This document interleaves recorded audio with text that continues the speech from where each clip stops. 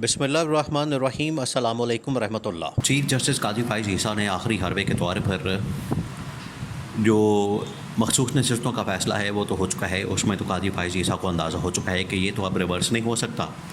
इसमें तो सीटें वापस करना बड़ा मुश्किल हो गया है। तो चीफ जस्टिस काजी फ़ाइज़ ईसा ने आखिरी हरबे के तौर पर जो 3 नशिस्तें हैं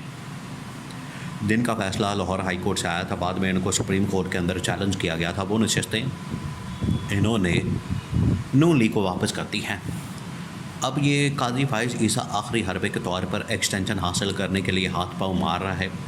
कि मैं आपकी सीटें पूरी कर देता हूँ, मैं आपके बंदे पूरे कर देता हूँ, मैं आपके नंबर गेम को पूरा कर देता हूँ, तो मेरी एक्सटेंशन का कोई बंदोबस्त किया जाए। लेकिन काजी फ़ाइज़ ईसा को शायद इस बात का अंदाज़ा नहीं कि ये एक्सटेंशन का जो इस वक्त मामला है वो हुकूमत के हाथ में नहीं है, वो है इस्टेब्लिशमेंट के हाथ में। और इस्टेब्लिशमेंट जो है वो अपना गेम प्लान एक पूरा कर चुकी है। इस्टेब्लिशमेंट की जानिब से एक पूरा प्लान तरतीब दे दिया गया है कि आगे हमने किस तरह से चलना है और इस हुकूमत को कैसे घर भेजना है।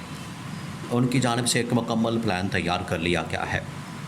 पिछले 48 घंटे के अंदर जो पिंडी इस्लामाबाद के अंदर मुलाकातें हुई हैं, पिंडी इस्लामाबाद के अंदर जो इजलास बुलाए गए हैं, पिंडी इस्लामाबाद के अंदर जो मीटिंग्स हुई हैं, उसके अंदर ये फ़ैसला कर लिया गया है कि हमने हर हाल में इस हुकूमत की छुट्टी करवा के मैंडेट की वापसी आइन और कानून के मुताबिक करवा के देखें। जो अहम तरीन मीटिंग हुई है, मुलाकात हुई है, जिसके अंदर ये डिस्कस किया गया है कि या तो टेक्नोक्रेट का सेटअप लेकर आते हैं या फिर एक प्रोफेशनल हुकूमत का 6 महीने की हुकूमत, कौमी हुकूमत बना के तो इस मुल्क को बहरानों से निकालने की कोशिश करते हैं। अब ये एक ऐसा रास्ता है, अगर ये अपनाने की कोशिश होती है, अगर इसको अपनाया भी जाता है, इससे ही होगा कि मुल्क के अंदर दोबारा इंतखाबात करवाने पड़ेंगे, मुल्क के अंदर दोबारा सारा निज़ाम आपको हिलाना पड़ेगा, मुल्क के अंदर आपको इंतखाबात देखें। शेख रशीद ने एक मरतबा कहा था कि इंतखाबात मुल्क की चूल्हे हिला देता है। ये इंतखाबात कोई छोटी बात नहीं होती, ये मुल्क की बुनियादों को हिला देता है इंतखाबात जब भी होते हैं। एक तो ये क्योंकि इसके अंदर फिर वही सियासी खींचातानी, सियासी कशमकश, सियासी लड़ाई झगड़े और फिर आपके 3 से 6 महीने तक मुल्क के अंदर इन्वेस्टमेंट बिल्कुल ख़त्म हो जाती है, कारोबार ठप हो जाते हैं, मामलात बिल्कुल ज़ीरो हो जाते हैं, चीज़ें रुक जाती हैं, इकॉनमी चलना बंद हो जाती है, क्योंकि सबका फोकस इलेक्शन और उसके नतीजे में आने वाली गवर्नमेंट के ऊपर हो जाता है। तो इस वजह से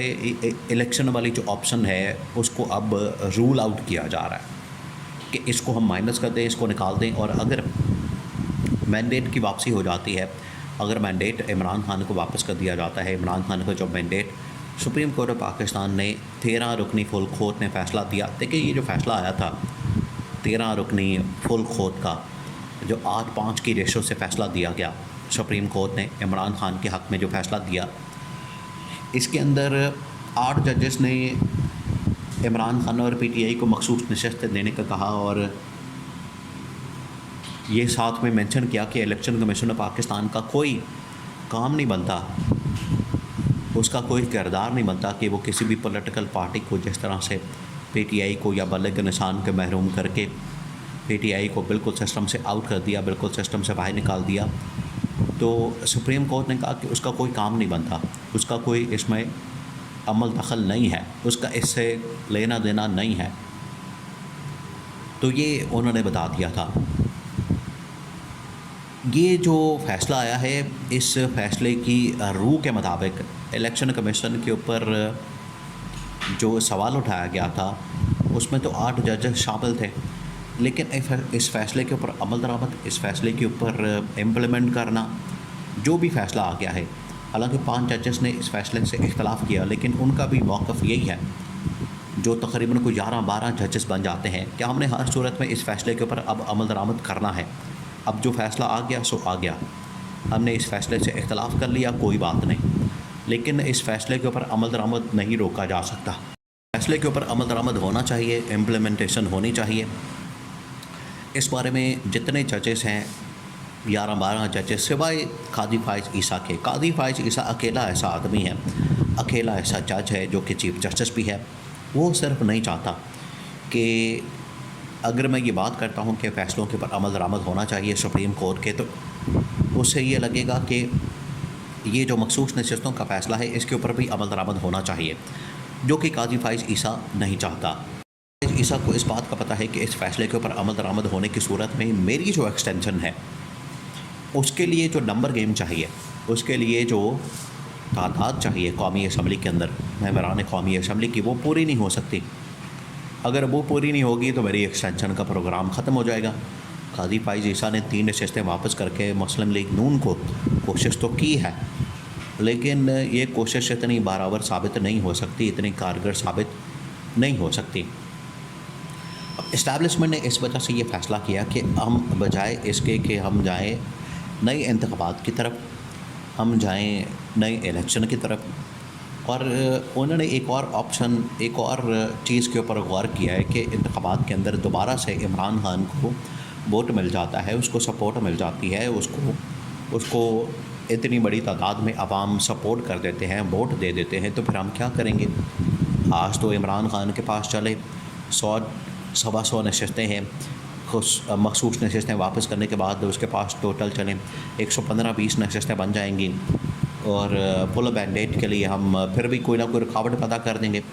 अगर दोबारा से इमरान खान को 250 नशस्तें मिल गई और मखसूस नशस्तें डाल के उसका नंबर गेम 250-60 हो गया, तो हम क्या करेंगे। ये तो 2/3 मेजॉरिटी से बड़ा नंबर है इमरान खान के पास आ जाना है, तो फिर हम तो फंस जाएंगे।